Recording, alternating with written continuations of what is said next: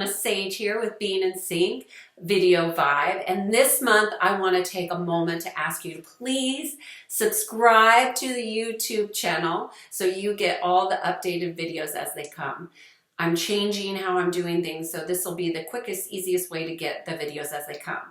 This month's video vibe is going to be a little bit different, and I'm talking all about money awareness. I have a guest that's going to be asking questions on your behalf about money awareness and how I approach it. And I hope that you find this interesting in your ways of approaching money and your relationship with money. All right, enjoy. Hello, Kiana Sage here for this month's Being in Sync video vibe. And this month we're doing something very different. We are doing a discussion with Judy Sway about money awareness. And Judy, why don't you tell a little bit about yourself so the Being in Sync people know who you are and what you're about. Yeah, so I'm a writer, marketer, branding expert, and entrepreneur. And I am here because I lead a lot of different online communities. And one of the topics that has come to the forefront for all of the people in my community, and then including myself, has been the idea of money and how to become more empowered with it, especially with the kind of volatile unknowns that are happening in the world today. And then just taking a bunch of missteps and learning and working with Kiana to discover those blocks and how we can really master this area of flow in our lives. So I'm really excited to join Kiana in this conversation. So Judy and I have worked together in the past, and Judy a couple weeks ago asked me a bunch of questions about money, and I said, hey, I'm going to be doing this video on money awareness. This would be great to do something different so more people, she can ask questions if I say something that seems crazy or off the wall, and we could go from there. So this month's topic is all about money awareness, and what I would offer you all to think about money is just like a gifting relationship. It's constantly giving you. So money awareness is all about gifting. And when you think about gifting, it's unlimited and it's a resource. So think about money awareness as a resourceful relationship. So it's always in flow and it's never limited. With that being said, I want to say like the first thing about money is that's really important for people to understand or really connect to is like, what are your beliefs about money? And it can go back to even when you were a child and how you were taught about money. But for me personally, I was taught to believe that money is the easiest thing to manifest. Like, if you need something, it will be provided. And that was something that I was taught from my mother, and that my money was never coming from a job. It was always connected to spirit and to God. And that if I wanted more money, then I needed to be more connected to God and to spirit. So I always have known that I can manifest money easily. So if money for me is stuck or stagnant or not flowing, or I want more, I always look and see what's going on with me. And some of the things, like even like a couple of years ago when we were doing a remodel on our house, like I was scared because I didn't have a contract at the time, and I didn't know how I was going to pay for this remodel and where the money was going to come from. We broke ground, and I just like, this is a leap of faith. You know, I trusting that what I'm doing in this home is of God and for our highest good. And I trusted, and within 2 days, I had 3 different contracts. One of those contracts paid for the entire remodel. So that's what happens when you live in faith, and that you trust, and your beliefs are supporting your behaviors are supporting your beliefs, you see. So that's a good way to check with your beliefs. But losing money is always a good, humbling learning experience as well. And I've had those as well, where I acted in a particular way, and it was out of fear, and I lost a lot of money. And that's another thing. I remember, 15 years ago, somebody asking me, hey, Kiana, what do you think a lot of money is? And, that's changed over the years. So, Judy, what is a lot of money to you? Do you think $100 is a lot of money? Not anymore. Not like compared to when I was in junior high or elementary school, being like, oh my gosh, $100. But I love what you said about, being humbled and losing a lot of money, because one of the things that had happened when I first worked with Kiana was that I had moved back from living internationally.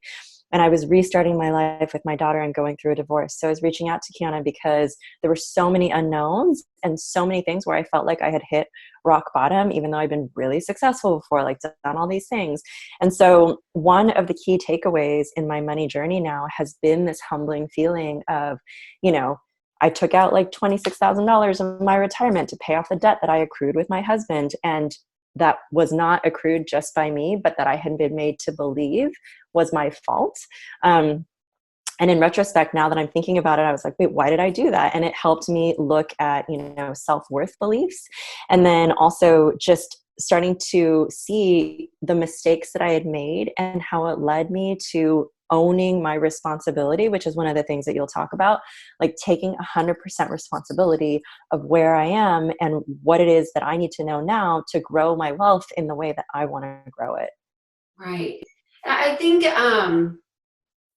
it's so important. There was a couple things that you said that I wanted to comment on, but it's so important to know that money, and just like all relationships, is a learning experience, and being humbled is a way to get you out of your ego.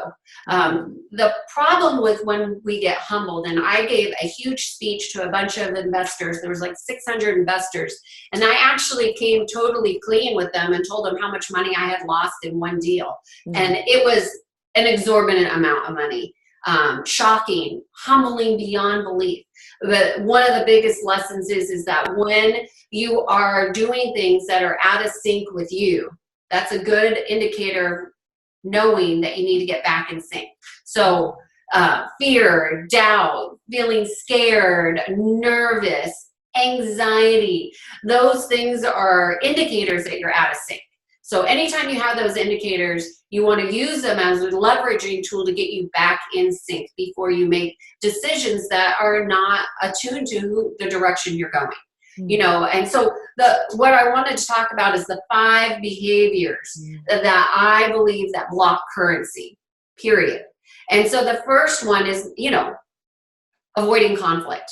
There are so many people in this world, including senior government officials in our militaries, who avoid conflict. They avoid it with themselves, their partners, their teams. And what I would say about that is that, there's a huge difference about being passive and being proactive. And when it comes to your relationship with money and it being a resource, it's good to be proactive. It's good to be active in your relationship. So think about this. If you were in a relationship and they went silent, you didn't hear from them for a while, what would you be doing? Yeah. How would you respond to that?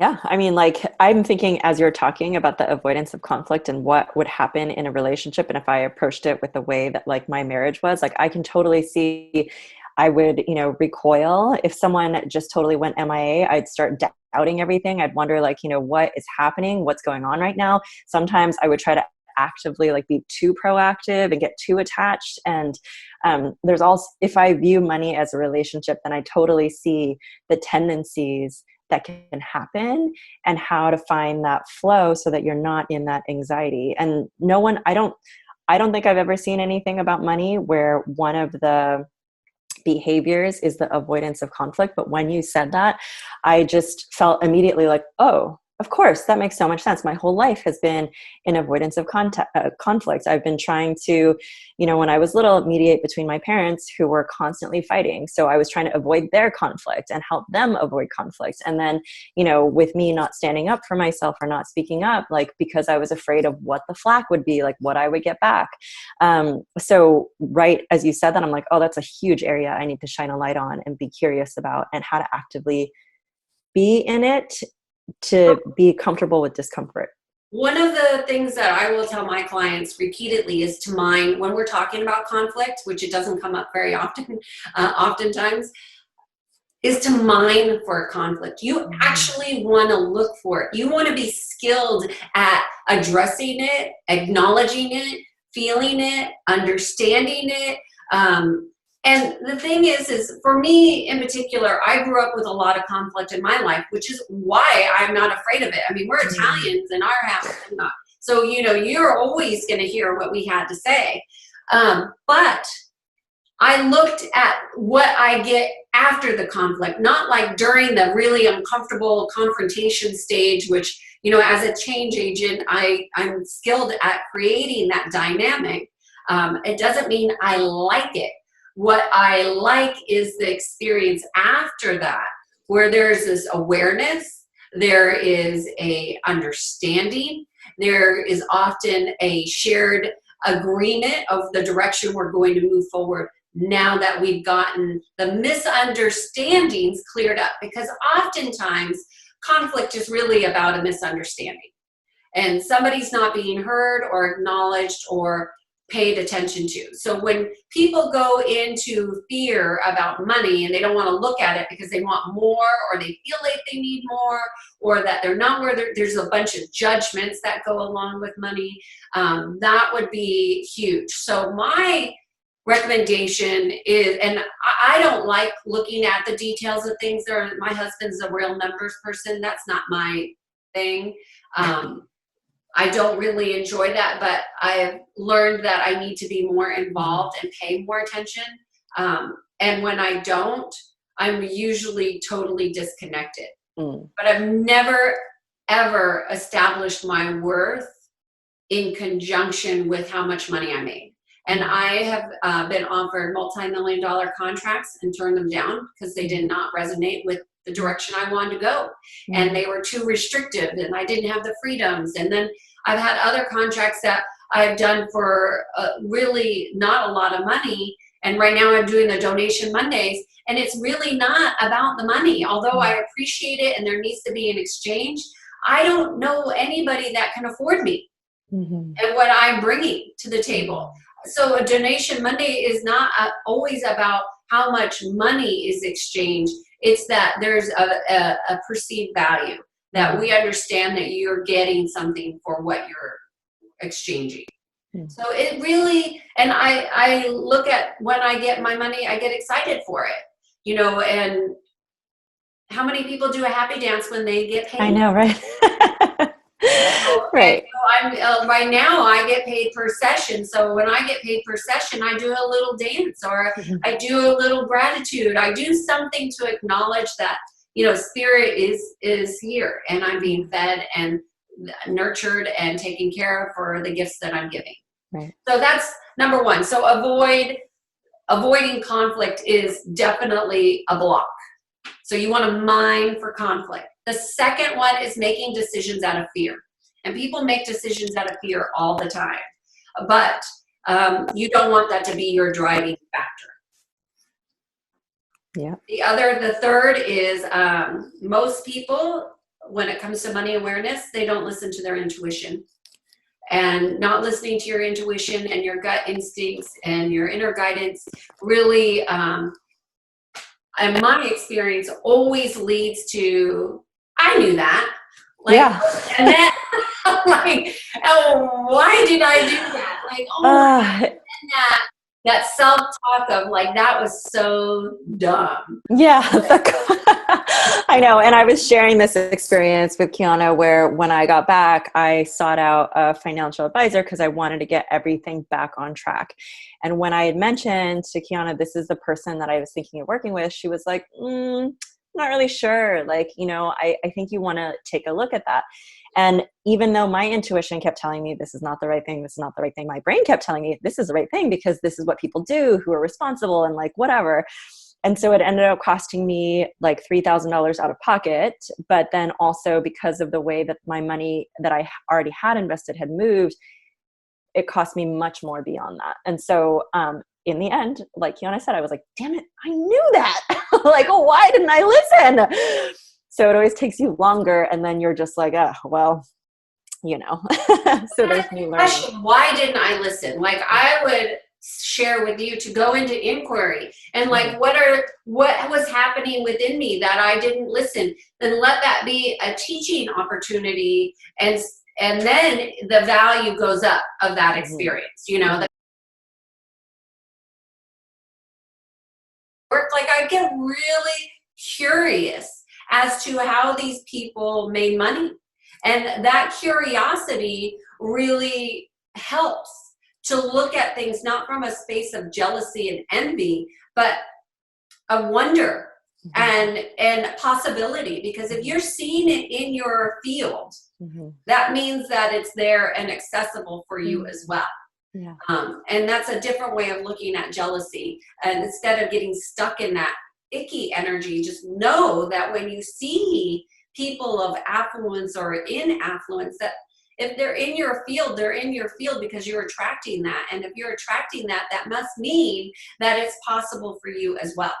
Yeah, love that reassurance. I said that to Kiana the other day when I saw everybody with camper vans and I had sold mine and I was like, oh, I really want this camper van again. She's like, well, if you're seeing it, it's because it's in your field. And I'm like, oh, that's a much better way to look at it rather than like, I don't have it right now. You know, what's wrong with me? It's that angst, right? And that disappointment away, because those are blockers, right? Yeah. The other big thing, and you talked about it with your financial advisor, is like, happens all the time. People defer their authority in a relationship. It happens in marriages and it happens with money. And it's really important that you take 100% responsibility for knowing where you're at financially, have your awareness, have a plan. One of the first things I did early on when I was first learning about money is I was tracking it. And I would track my money, and it was painful. And I did it for 30 days. Every day I kept everything that I paid cash for and everything that I did credit for. And then I would look at it and be like, well, do I really want to spend that kind of money on that when I had a debt that I wanted to pay off? Yeah. When I paid off my school loan, this is very interesting because I had done that exercise and I decided I cut out going out to lunch. I would only go out to lunch like once a week. And then the rest of the time I'd bring my lunch. This was before quarantine.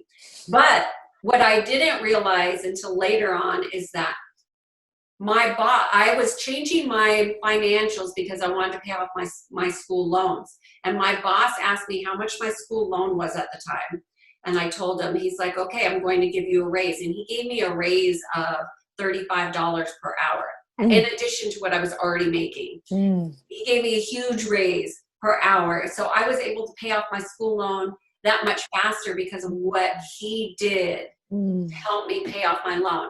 I don't think I would have attracted that kind of a person in my life had I not been willing to look at and him know that I was looking at, okay, I got to pay off my school loan. Yeah, what is that going to be? I paid off my school loan so quickly. It was like, and total freedom. And he wanted me to experience what that freedom was. He was a true leader and mentor for me. That's amazing. Yeah. But we must take responsibility. So the last block, and the fifth one, is really how to ask high quality questions. People do not ask enough high quality questions of themselves, which I have high quality questions I ask myself every day. And also of those that they're with. Like me and my husband, we have very different, polar opposite approaches to money when we first got married. I mean, it was divisive. But we also went in consciously knowing that money is a primary thing that people get divorced over. Right. And so we had to really work at our own money awareness with each other, because we were coming in the partnership with two very different belief systems. And it was a negotiation the entire time. And it was a painful one for many years. It's not anymore, but in the beginning, for sure, when you're negotiating and finding your way, and, you know, two independent people, and do you tell, you know, when do you need approval? Like approval to buy something? Like, to me, that was like insanity that somebody was going to tell me how much money I could and could not spend. And then I had people that were coaches that are colleagues, and I asked them to like I used to have a requirement: if you wanted to work with me, you had to do this particular thing. And this particular thing cost money. It was like $500. I didn't think it was that much of an investment in our relationship is how I saw it. And she's like, well, I need to talk to my husband. And I was like, what? Like, what? Like, I was really blown away. So what are your high quality questions? Yeah. And how often are you asking?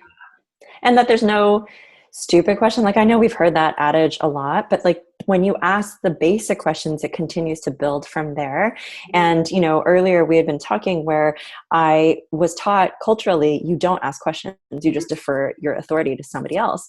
So my immigrant parents, you know, like they had a lot of fear in their background. They had a lot of like, you fall in line. And so that's what I had learned. But then I was also taught in school the opposite of that. You raise your hand, you ask questions. So I didn't really know where I fell in that until I got to college. And then I realized like, well, I want to boost my grades. So I need to go to this professor's office hours. And I went to the office hours. I started asking him these questions in my mind, just thinking I'm going to boost my grade a little bit. And he's like, why don't you ask these questions in class? Why didn't you ask? Because I didn't even go till the end of the year or the end of the semester. And he was like, it could have not only helped you, but it would have helped the other students in the class. These are really good questions. And now, you know, having been a writer for as long as I've been, I've interviewed a whole array of people from, you know, just basic like everyday people to like really high head up people, and they always come away feeling like they've been seen and heard and had a very fulfilling conversation with me, because we're getting deep, we're asking questions that allow us to explore so much that would have otherwise been left on the table. And so I think that remembering that there are no stupid questions, that you just keep flexing that muscle, you'll get more confident at it. And, you know, a former like person that I worked, the last question that I had was just understanding that, you know, abundance is everywhere. I love what you said about how your money and your resources come from source and spirit and God instead of another entity or company. And then that way we're not so attached. What happens when you have the mental awareness, like you understand that, but in your, you know, body or your spirit, it's not quite aligned there yet? Like, how do you get there? When you notice that you're incongruent, so that's incongruent, so you know something's not aligned. You have to, like, I think a lot of times my job is like being a detective. Like, I see those things very easily, but it's hard to see them on yourself. So when you notice that things are incongruent, you know, you could come to somebody like me, or you can go to somebody who knows you very well and ask, like, hey, tell me what it is that you experience me doing that is potentially problematic for me, that I'm not aware of, because I keep on doing it, you know. And, you know, I have these conversations with my husband. We do this on a regular basis. You know, this is not the typical conversation, I think, for husbands and wives, but I think, you know, one of the things that my husband and I value, which is important in a relationship, is learning. And so we ask these types of questions because he might see things that I don't see. It happens. But when you're incongruent, you have to do some discovery work. And I look at it like that. I look at it like discovery, like being curious, and I go on an adventure within myself and say, okay, what is this really meaning? Am I feeling this in a particular part of my body? And I look for different information, because if it shows up on the left side, it means something one. And if it shows up on the right side, it might mean something different. You know, if it shows up in panic in my heart, well, that's showing me something. If my breathing changes, that's showing me something. You know, so it's important to have awareness, just period. Awesome. Yeah. I mean, that's it.